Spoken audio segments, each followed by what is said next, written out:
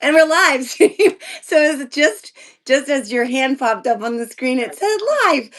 Because this, I will say, Substack, I love you very much. You know, you're near and dear to my heart, and this community here is near and dear to my heart. But this little clunky connecting thing, folks, it's a real problem. But we'll work on that. That all aside, this is exciting for me because first of all, it's the first screen time I've had with my friend Steve Hofstetter in a while. But it is our first Substack live conversation because Steve Hofstetter, comedian extraordinaire, incredible human being, advocate for all things righteous and good, Steve Hofstetter is joining me. You guys, he's joining me on Substack Live. Steve, hi. Hi. Well, I've been on Substack for 2 days, so this is my first live. It is clunky for the start, but not nearly as clunky as an Instagram live, where I feel like I don't go live enough on Instagram because every time I do, the controls are in a different place, the rules are different, everything works different. It gets to the point where like you can add someone to your live and then you can't remove them, and you just have to be like, please go away. Would you please go away? I've tried to do a TikTok live. I had to do a TikTok live with Nikki Fried, who's the chair of the Florida Democratic Party, and I was the social media person who was supposed to be hosting the TikTok live, and I was like, I can't do it. And so Nikki had to be like, okay, I'll host it. And I was just like, okay, thanks. Like I'm 722 years old and technology, not really my thing. Well, I feel like with everything new, we're just being at the beginning of the pandemic with Zoom again. Yeah. I still do a monthly Zoom show, and it is interesting when someone joins in and they have no idea what they're doing. They don't know how to change their Zoom name. They don't, they just show up as Zoom user. And I'm just like, how many years in do you need to be? Like Like how I'm a many? cat. Yeah. Yeah. I'm waiting for somebody to tube in one of these Substack lives because this place is the wild, wild fucking west, Steve. Like they all but bets are off. I'm waiting for Jim Acosta to be like, oh shit, like his pants are down. I'm not eagerly waiting. I'm not like looking for it. Okay, that's also a lie. Maybe I am. But anyway, let's talk about your balls.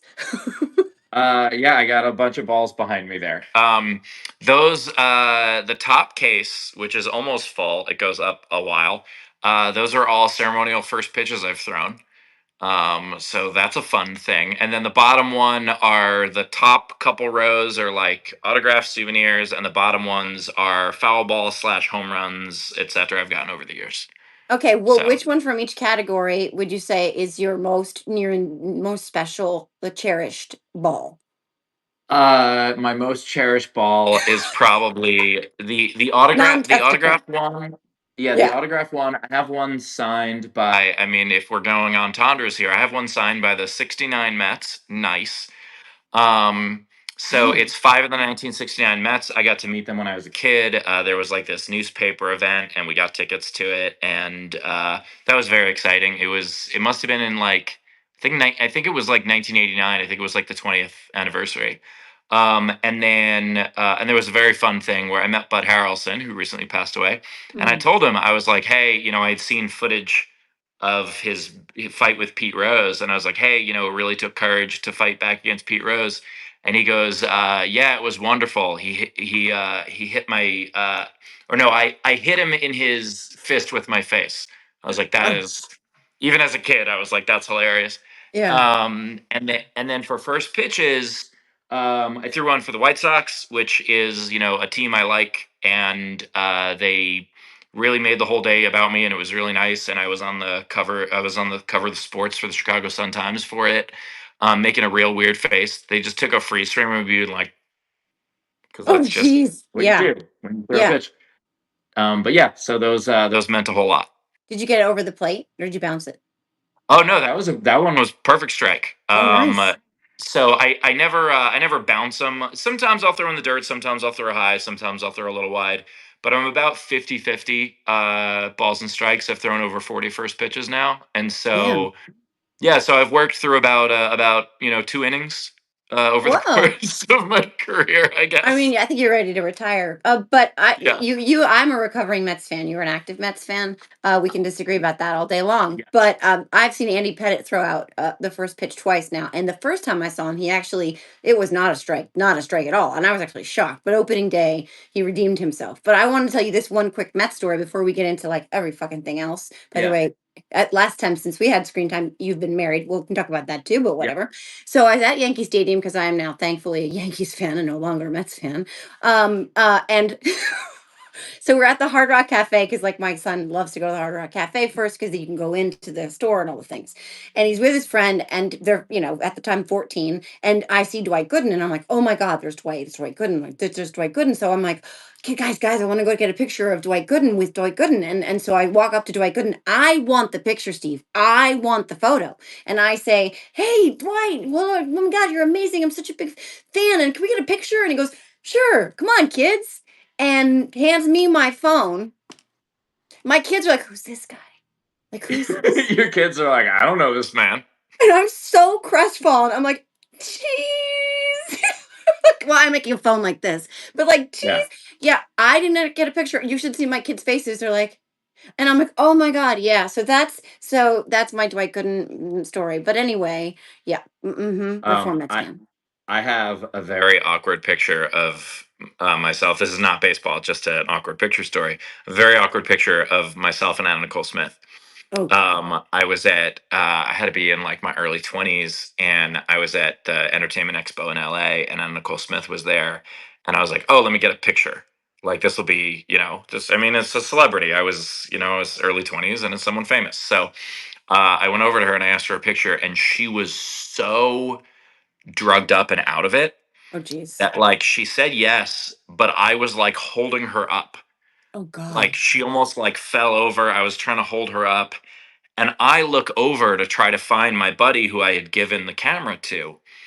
And as I do that, she kind of falls on me. And so I have a picture of Anna Nicole Smith, and I, with a face, just going. And so it just looks.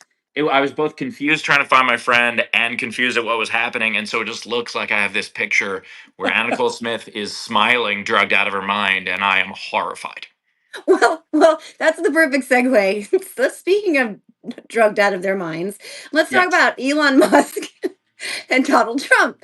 Steve, how do you think things are going? Are we winning yet? Because I feel like it's just one embarrassment after another. I got to say, I am so excited that we finally put tariffs on those fucking penguins.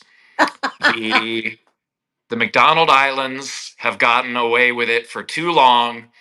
For anyone who doesn't know what we're talking about, the McDonald Islands is just penguins, no people. There's no people. It's just a penguin colony, and there's a 10% tariff on that. And someone actually messaged me, and they were like, "Hey, you're kind of looking at that story wrong, because the reason the McDonald Islands are included is because there's a 10% default tariff on everyone else." And I replied back and I said, then why aren't Russia and North Korea on the list? If he can Mm, pick and choose who doesn't yeah. get the tariffs, then maybe he cannot tariff the fucking penguins. And it is so embarrassing that tariffing penguins is not the worst thing this week. Like, remember when Pete Hegseth, remember when our national security was completely destroyed by adding a journalist to a classified information signal? And that's not even a fucking story now? Nope, nope, nope. I mean, but at least all those MAGA bro incels in their basements who, were experts on pardons and infectious diseases and vaccines and firearm forms and international shipping Yes. and wildfire management. Thank God they're experts now on classified information because they were educating me, Steve. I'm sure I was very grateful. I'm sure you probably benefited from many of the same responses and as to what was actually in that chat, that was not classified. They were not war plans, Joe. Those were clearly not war plans. I mean, I know that if I ever wanted to send something that I wouldn't want the people I was going to be attacking to see, I would probably put them in a signal chat with a random reporter. I mean, that's just what I Yeah. would do. I mean, I got to find out from people that Signal is the most secure app. And then I also found out that Signal, it doesn't matter that it's insecure because they weren't classified. And then I found out that while the plans were classified, it was okay because they purposefully added a journalist. And then I found out that Pete Hegseth somehow hacked into, or that Goldberg somehow hacked into it, which is tough to do because Signal, again, is the most secure, as we heard before. The best take I saw on it was Stephen Colbert, who said, if because they keep saying about how Goldberg is this villainous person and he's a terrible journalist, and he just looks at the camera and goes, "Then why did you add him to the chat?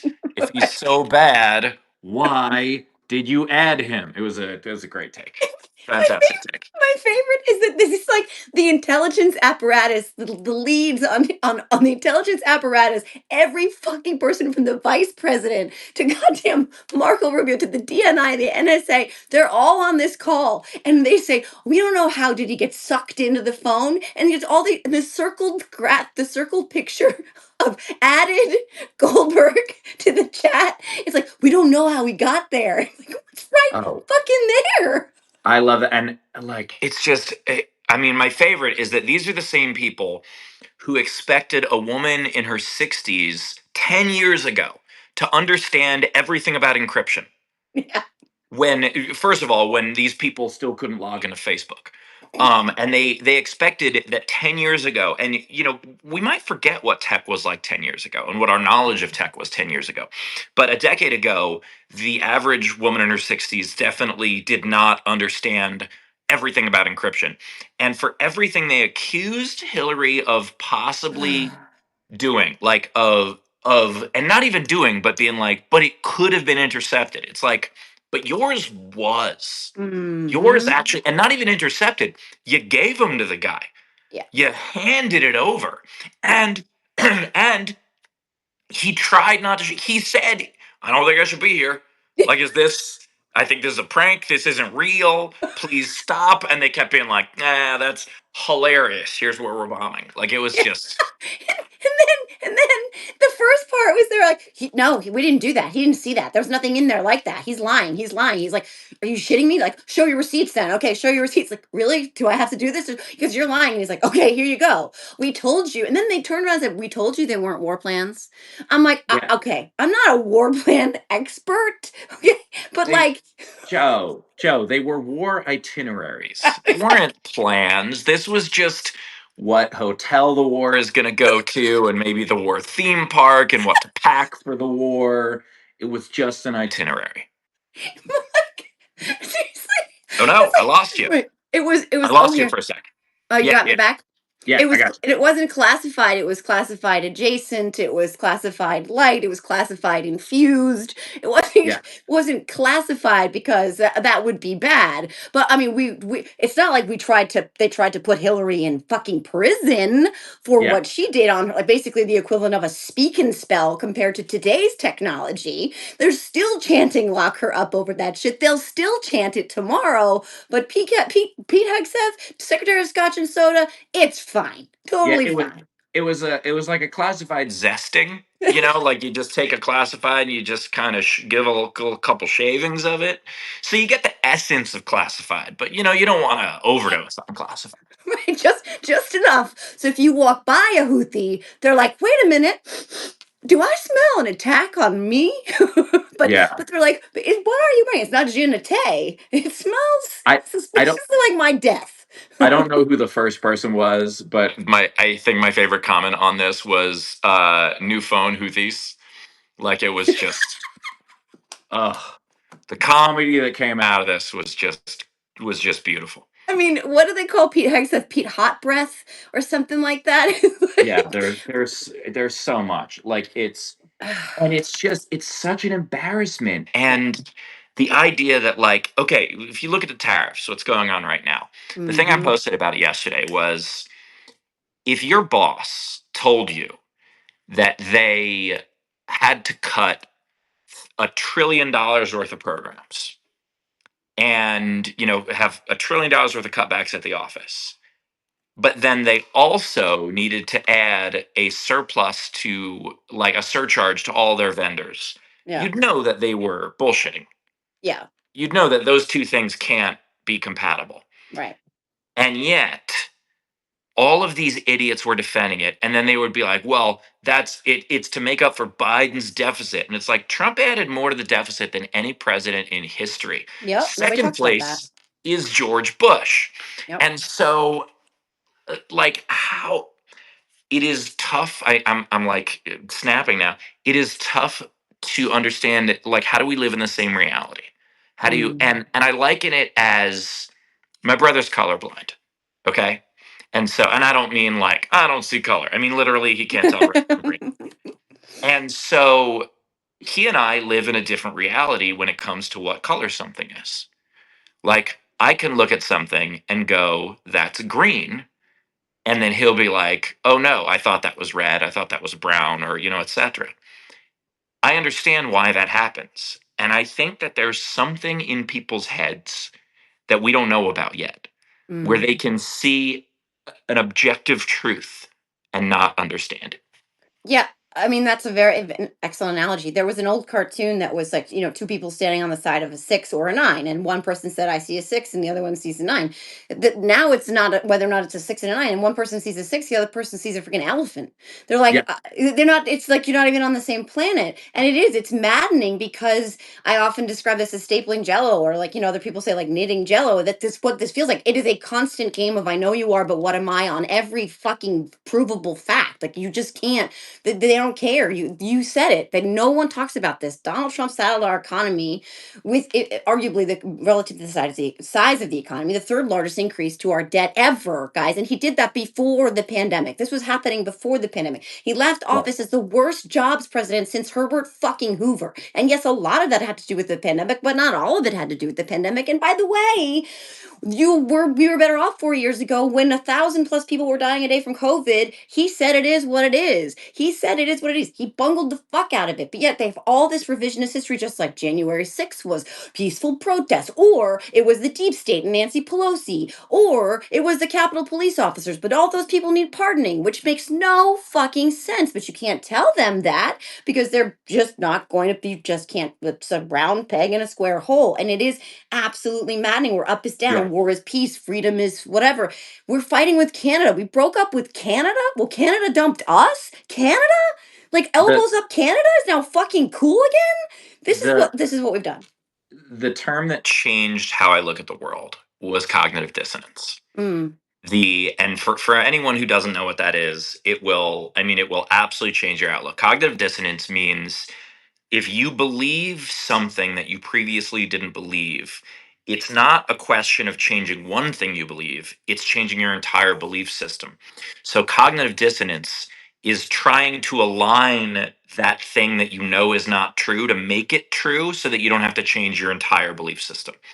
And the best example I've seen of this, not even political, just a minor everyday thing. I went to a wedding where the band was the worst. I mean, just comically terrible. It was the thing that everyone was talking about. They tried to clean up the song. They tried to play a clean version of like that song "Sexy Bitch," and which why even play that? yeah. But instead of saying neighborhood whore, they said neighborhood store. Oh, jeez. It got it got one of the biggest laughs I've ever heard. And I'm a professional stand up comic, and most of my friends are professional stand up comics. And it just, I mean, that line accidentally killed on the dance floor. Everyone was just laughing about how bad the band was. And as we go to leave, we go to say goodbye to the bride. And the first thing she says is, "Wasn't the band wonderful?" Oh dear. Because she picked the band. And Mm, so if she, like some people would go, "Oh man, this is not what I thought this was going to be. Can you believe how funny this is?" No, she was the type of person to go, "I will not admit that I made a bad choice." Because if hmm. I admit the band was bad, then I admit I was bad at choosing the band. And if I admit I'm bad at choosing the band, that might imply that I'm bad at choosing other things. And so instead, her focus wasn't the band wonderful? Right. And it Right. wasn't. And now Yeah. we're stuck with President Poopy Pants sexy store because President Poopy Pants Sexy sexy store Store. because this is The worst by the way. sentence I've ever heard in my life. By the way, I don't know if you know this, Steve, but groceries, an old-fashioned word, groceries. Groceries means that we put things we put things in a bag. That's what groceries means. And no one's saying groceries. I mean, I know that I go to the mercantile to get my sundries and victuals, and I've been tired. Well, I wanted wanted somebody to bring groceries back. But just this cognitive dissonance thing to take this all the way through, because we are now a country that is more closely aligned with Vladimir fucking Putin. Yeah. Putin, and like you said, this tariff thing. And all of those greatest generation, what we fought and died for, American flag flying, and I fly one at my home, and I love the troops genuinely, not like just like pretend cosplay love the troops.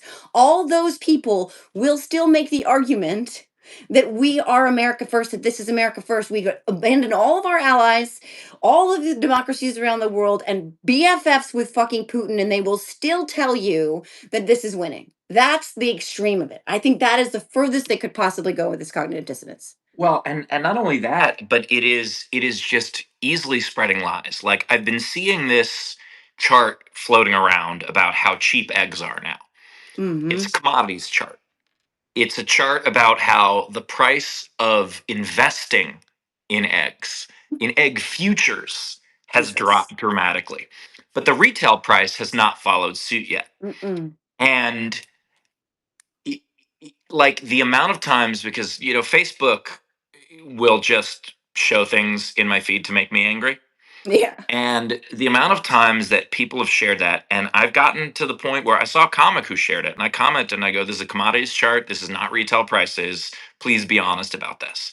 Mm-hmm. And no, no, no, no, there's retail prices. Okay, tell me where. Tell me where in America you can get a dozen eggs for under $2 right now. Because that's the point you were trying to make with this dumb fucking chart that doesn't matter. Mm-hmm. Like, and meanwhile, like, I posted, I was like, I bought them for 650 yesterday. Well, yeah, high end coastal elite eggs. I'm like, I live in Charlotte, North Carolina.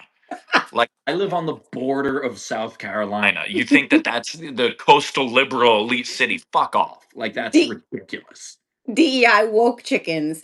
Yeah, Exactly. it is absolutely. By the way, folks, retail prices once they go up, they don't come back down. These I'm Yeah. talking about the greediest fucks on the planet. They are making money hand over fist, and they will any crisis they can exploit so that they can make more money. They're going to exploit it. Eggs are not going to be $2, even if the futures say it. The fucking grocery chains and all the people, they're going to keep those prices high, just like they did after COVID, because they know we're all going to fucking accommodate Yeah. it and pay it and whine about everything sucking while we're getting our third cars, because that's what happened too.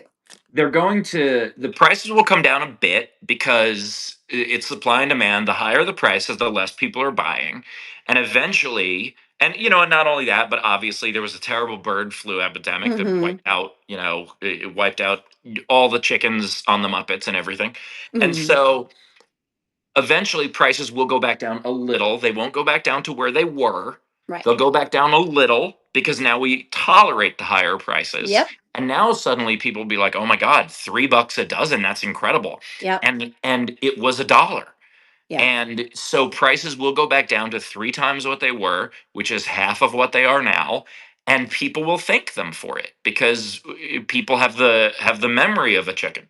I know this is going to sound like a weird segue, but there's something about the Sure. sort of the metaphor of the people tolerating the higher prices, right? So you hire them, then you lower them a little, and then eventually people get used to it, because it actually kind of lines up with what's happening with these they're not deportations, they're disappearances, they're it's kidnapping, right? They're Yeah. stealing people from this country and shipping them to El Salvador and elsewhere. They're disappearing people from the streets of their college campuses and throwing them in prisons in Louisiana. They're taking family members without their families even knowing where the fuck they are. And there were little kids at a dairy farm in New York State who were taken out of their home there too, little kids. And when you said that, something struck me, because it's almost as if they're doing all of this to see just how much awful we'll tolerate, so that then they can up the awful, so that they know we've already accommodated. Look, guys, they didn't storm in the streets when we took these kids from their dairy farm. Look, they didn't storm in the streets when we took this makeup artist. We took this father of a deeply autistic child and threw him in the prison in the country he tried to escape. They're tolerating this. Let's just up that ante and see what more they'll tolerate. So it's weird that when you said that, it struck me, but it does all line up in the most fucked up way possible.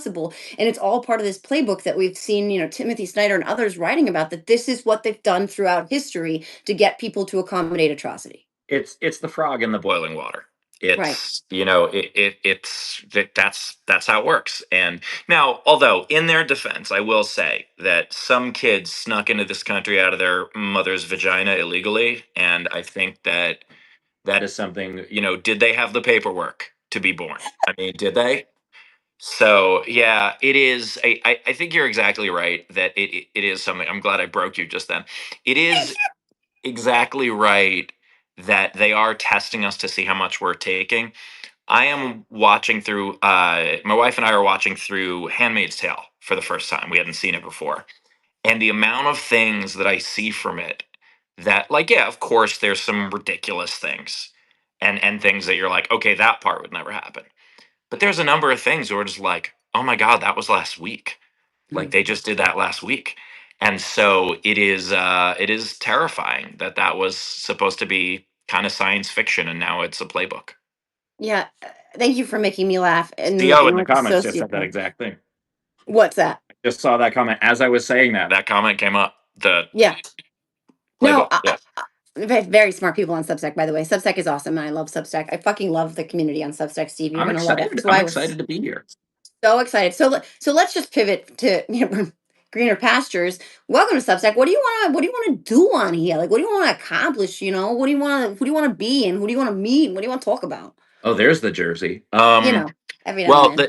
the thing I like about it so far, the thing I like about it best so far, I think, is, well, two things. One, the ability to collaborate without collaboration, like the Mm, ability to just tell your followers, hey, I like this other creator, go follow them, is mm-hmm. awesome. Like, I absolutely love that. The other thing is limiting comments to just subscribers. Yes. And I understand that, like, I don't want to put like a paywall on everybody. I know that there are plenty of people who can't afford that, and even though you go, oh, $5 a month isn't much, to some people it's a whole lot. Yeah. And so, I mean, that's like three eggs. So yeah, I mean, that is an omelet. It is weird that, like, that phrase, you gotta break some eggs to make an omelet. They're like, let's do this literally. So I do like the idea that it gets a lot of the herp derp derp out of the comments, Yeah. Oh yeah. and I want to find a way, and I don't know if they'll do this eventually, where, like, if someone's been a subscriber for long enough, or if someone, like, maybe they can join the conversation as well. You can approve someone who's a free subscriber so that they can get added to the conversation. But I do really enjoy that it's a positive place. Yeah. And a long time ago, I can't keep up with it now. My Facebook got too big for it. But for a while on Facebook, anyone who made a shitty comment was banned immediately. No second chance, nothing. And the reason is because while controversy does sell on the internet, you know what also sells? A place that people can enjoy. Right. And so, one of the things I really like about Substack is it seems like this is a place where people can just hang out without, constantly being yelled at.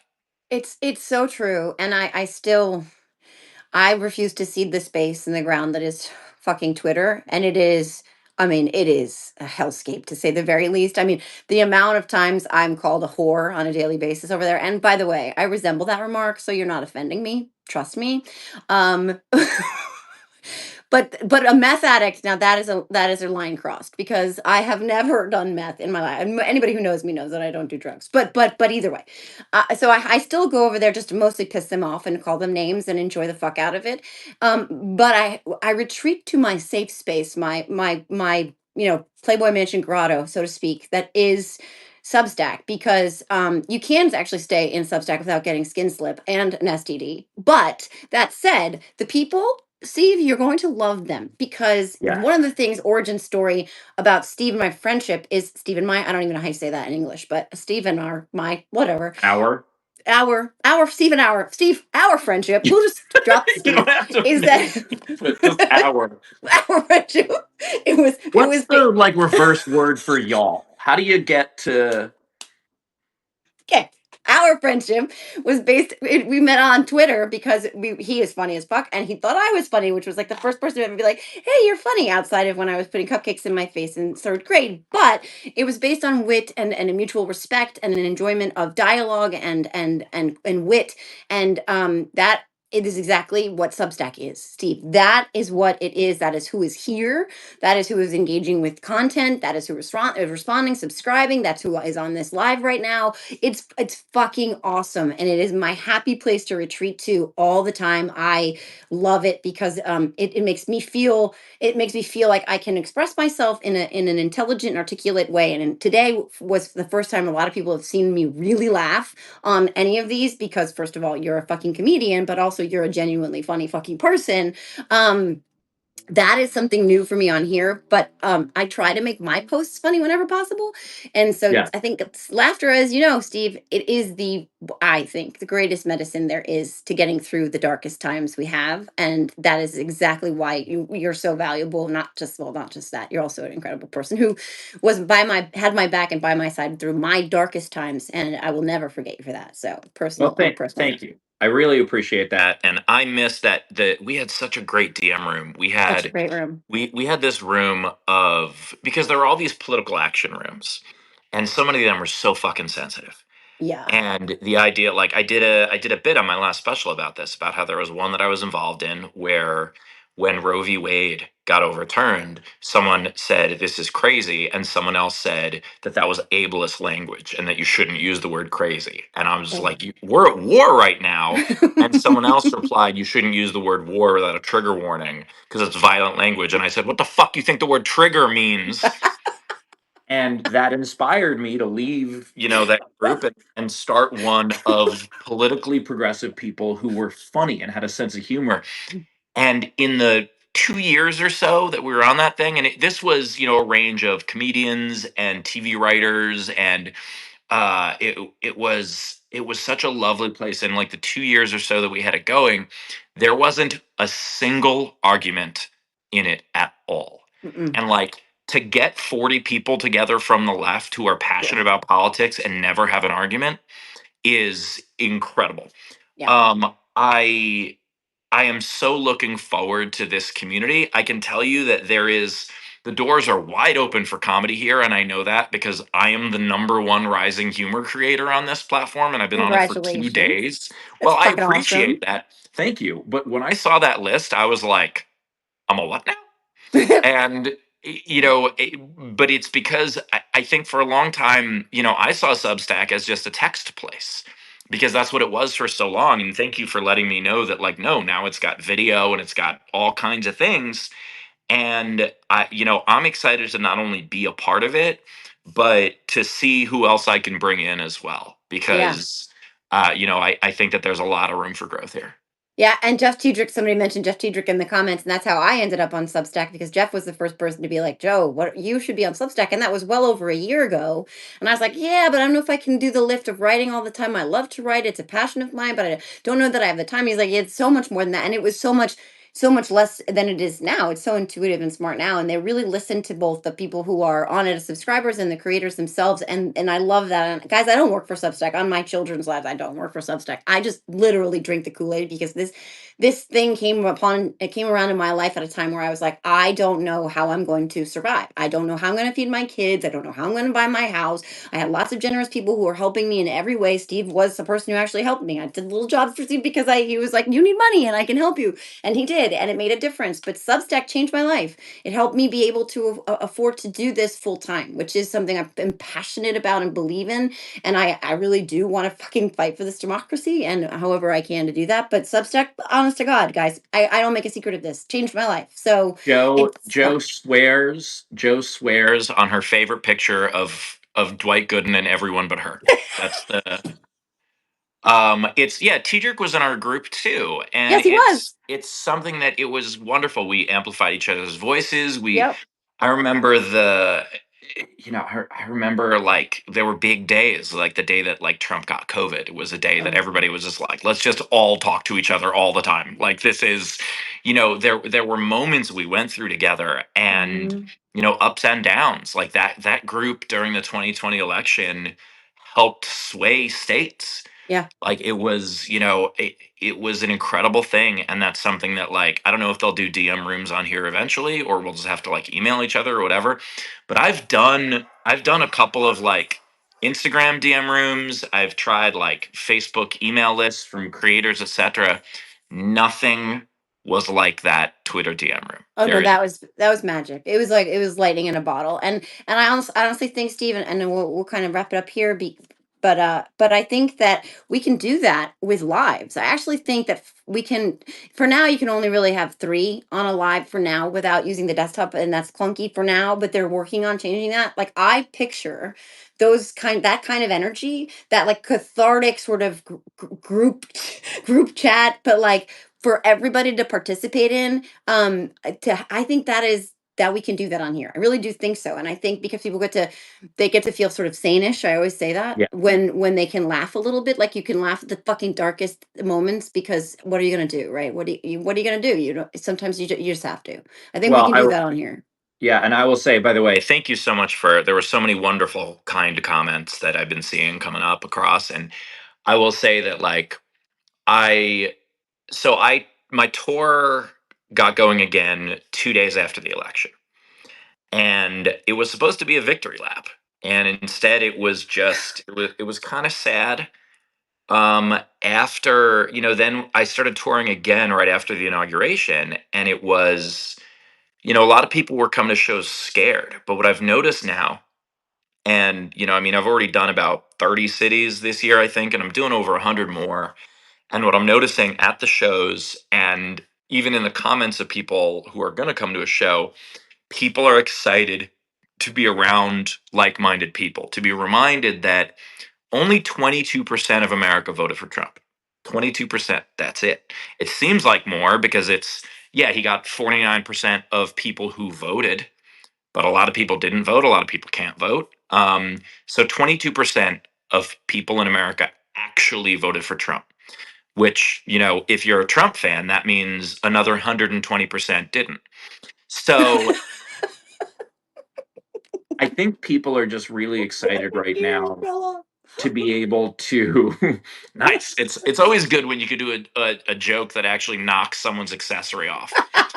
Um, it's something where people are just a lot of people are feeling very helpless right now. Are feeling like very confused of like, what the hell do I do? And so just a little something like show up and meet other people. I've been posting petitions in my comments on Facebook. Every time, not every time, but almost every time I post something political, I'll post a petition in the comments because it's just community organizing. And even if it is someone taking, 10 seconds to put an e-signature on something, which apparently Trump thinks aren't legitimate anymore, which is great because then all student loans will be forgiven. And all his Um, pardons yeah, will be exactly. reversed. Um, it just gives people a sense of being able to do something, and that's a first step toward healing. So thanks for having me on this is awesome, and thanks for recommending me to your Substack people, and thanks for those of you who are even watching this who have started following me now through Joe. I really appreciate it, and if anyone joined through mine, please go follow Joe, and come to a show. Yeah, you got to send me a link for your show dates so that I can put that in, because this will go up as a post and I'll add that to it. But Oh, also, hell yeah. yeah, go follow Steve on here. We have to do this more. I miss you. I'm so glad to see you, and so glad that you're doing well. Married now. I keep seeing the Mhm. ring. I'm like, oh my god, there's my buddy with a wedding ring on. Oh my god. Sometime on a live, you're gonna have to tell the story about how you proposed, because it's an incredible story. I mean, honestly, I showed the video to my kids. It's fantastic. We'll tease that one out so that will compel you to have to come back when we talk about other things other than your balls. Well, I very much appreciate it. While I am very proud of all of these balls, I like yeah, how you mounted your balls, Steve. It's nice. I mounted my balls. Yeah, I had to buy It's a case, two cases for them. usually I'm usually the one mounting balls, but I mean, in your case, they. Yeah. Well, look, you got to be proud of your own.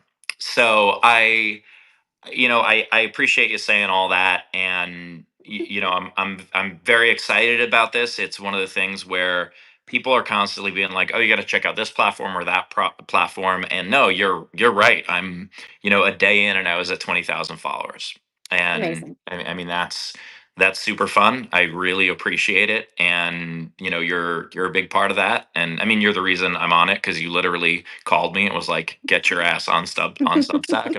All right, don't hurt me, please. Um, and so yeah, I'm excited about the whole thing. Me too. Well, you find a good sale on something, and like eggs are like $6. You call all your friends. You're like, you gotta eat all me and get the eggs. They're only $6. It's that kind of thing. But I don't know why I keep going to that weird voice. It's like strange, but I think it's funny. It's what it is. I must think it's funny, and it's not, but it's fine. I feel like it's part Jersey and part Fran Drescher, which is Yeah, fun. that's funny. That's the second time Fran Drescher has come up in the last 2 days because I was having a conversation with a guy who was like, she's super hot when she was on The Nanny. And I was like, I didn't think she was that hot, but I don't know. I didn't look at her from a guy's perspective. I don't know, but she's very funny. Yeah, she's a very funny person. It's very weird that she is now the president of SAG-AFTRA, Oh, I forgot but about that. yeah, Yeah. yeah, Yeah. she is our Madam President, and she's like, we gotta vote on this AI stuff. It's weird. That's awesome.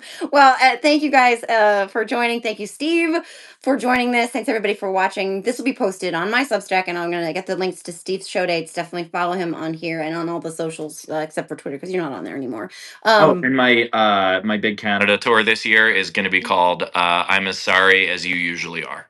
oh, jeez, I should go. I want to go to that. Yeah, I want to go see a hockey game in Canada. Show them that I still love them. Okay, so yeah, put that on the. Give me links to that stuff too. All Yeah, the stuff. I'll give you all of them. Okay.